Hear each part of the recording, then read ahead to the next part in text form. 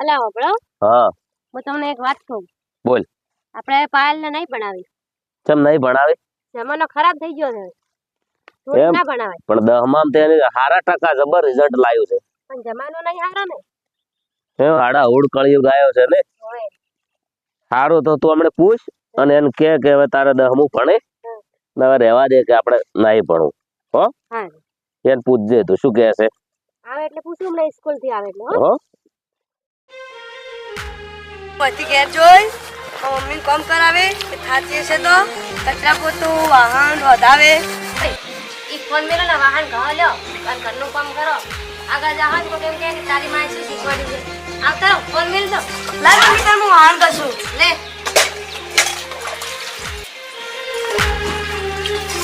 Mummy ભણવા જાઉં છું તારે કે આવે નહીં ભણવાનું. કેમ મમ્મી